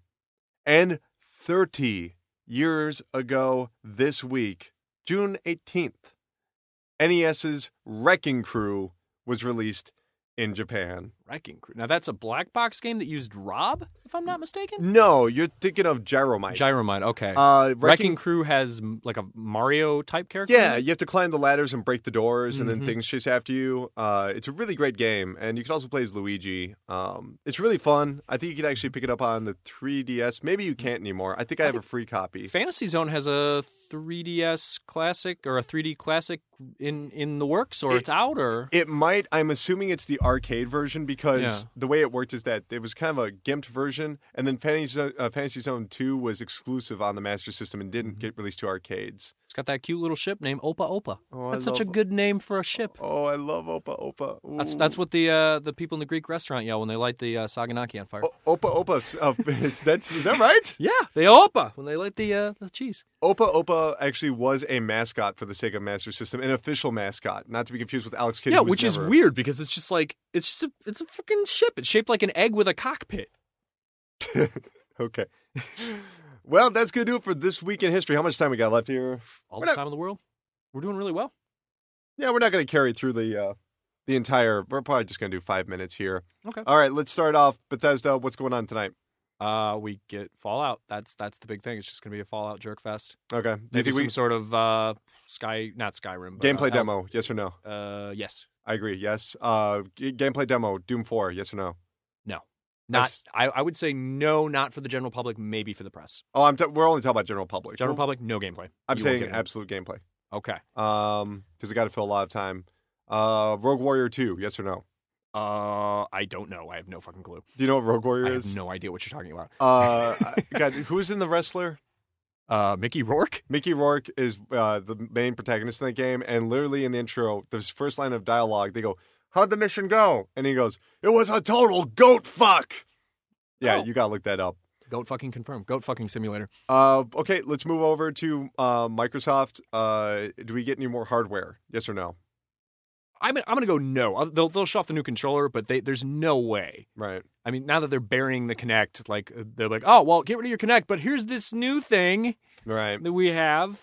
Halo 5 gameplay demo. Yes or no?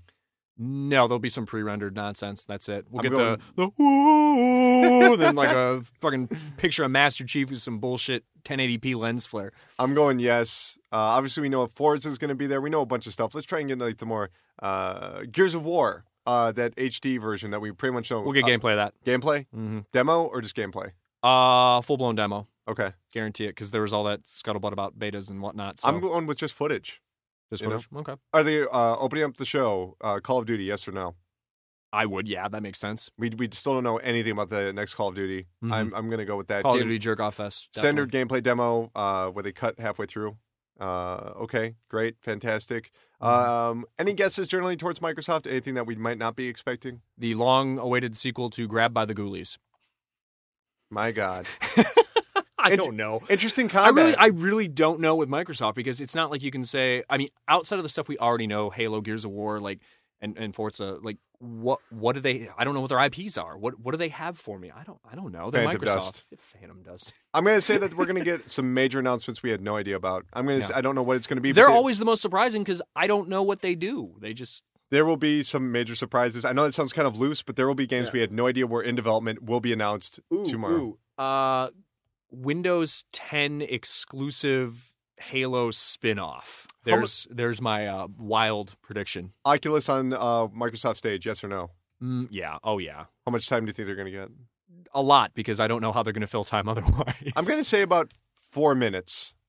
I'm going to give it 4 minutes. Windows 10 will probably cover 15 minutes of the show. Yeah, there's going to be a lot of... It's going to be more of like a broader Microsoft conference. I think they're going to have to show off Windows 10, and they're probably going to have to alleviate fears that it's not going to make our games work like Windows 8. Okay, third parties, whatever... I don't know, Ubisoft... Sequels to everything. Watch Dogs 2, Far Cry 5, everything they do. Rainbow Six coming this year? I'm saying yes. Yeah, and they'll show... what's that other game? The Division? Yeah, they'll show some more Division stuff. Division coming this year? No.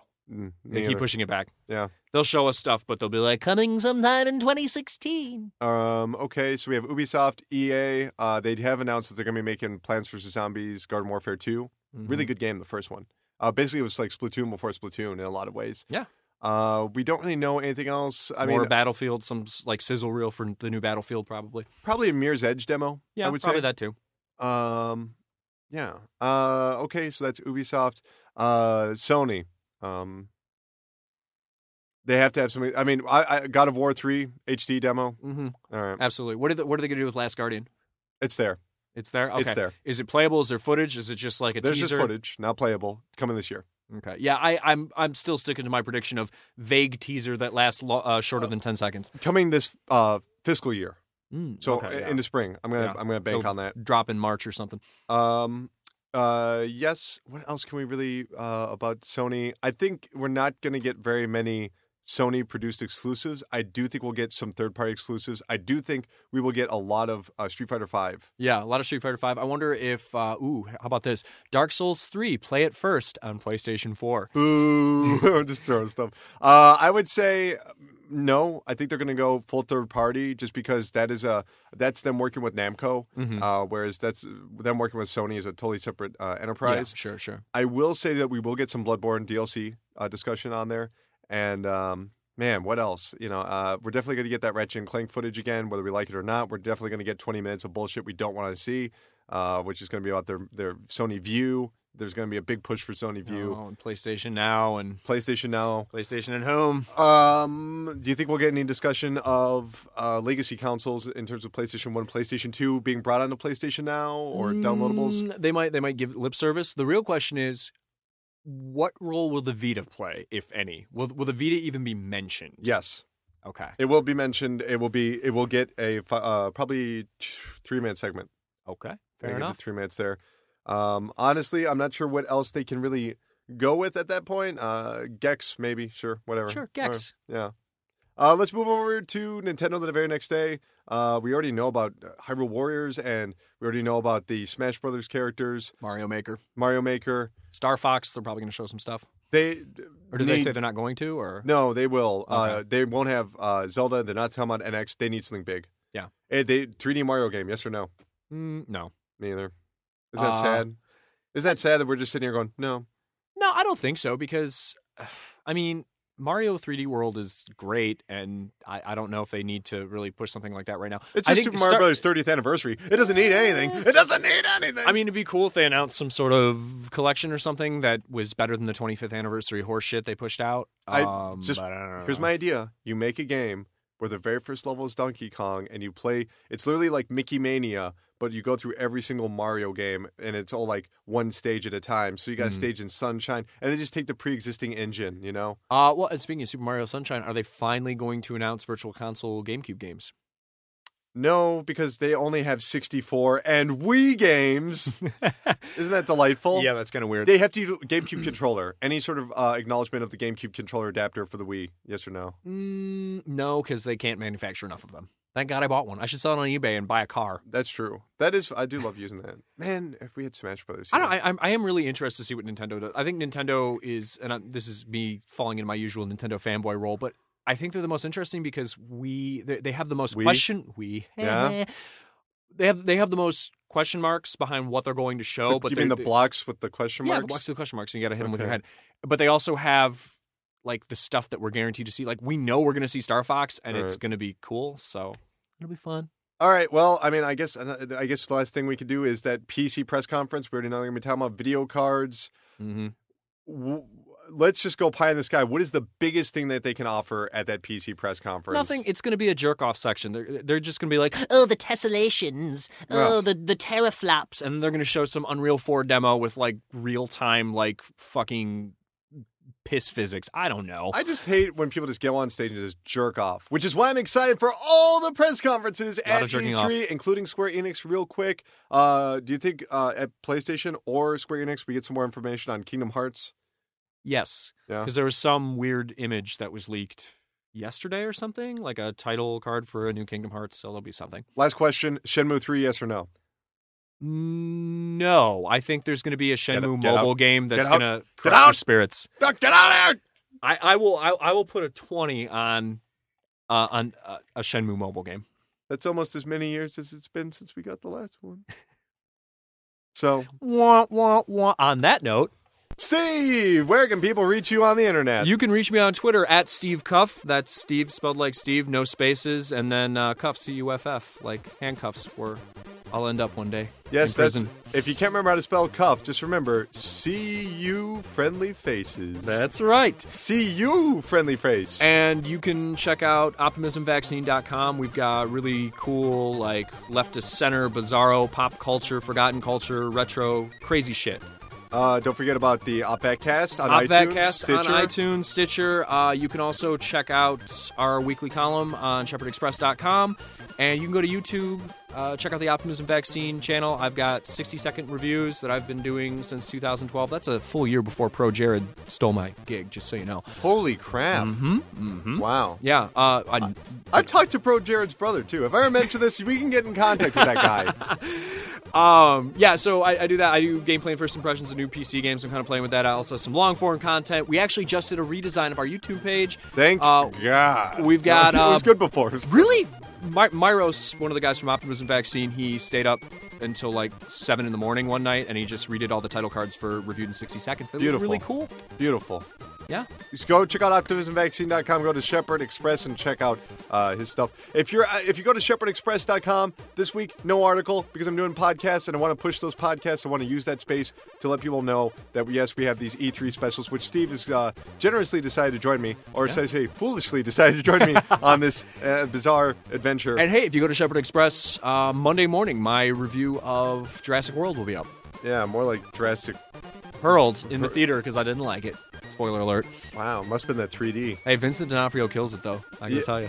All right, well, okay, you can follow me on Twitter at Dr. Karate Chop. That's at Dr. Karate Chop. You can also follow the PRESSURECAST on Twitter at PRESSURECAST Pod. That's at PRESSURECAST Pod. Definitely check out the YouTube, which is in the description of this podcast. So if you're listening on iTunes, Stitcher, YouTube, or wherever it is, the description for the YouTube is right in there. You can also call the Pressure Line. That's also listed in the description. You can also email us, pressurecast@gmail.com, for your questions to be heard on air. Please do so, especially these upcoming few days, if anyone even makes it this far, because they might just skip ahead to the E3 episodes. I recognize that. Hopefully you're listening to this episode, young man and lady. Colin, don't forget to plug your Grindr profile. My Grindr profile is hungryforbears.com, whatever the fuck it is. Hungryforbears.com. That's .com spelled out D-O-T space C-O-M. Yeah. And it com spelled with a U. So the that's gonna have to do it for this episode. Favorgame3D.com heroes. E3 will be over in a week, but don't fear, because the Pressure Cast is forever. Arr.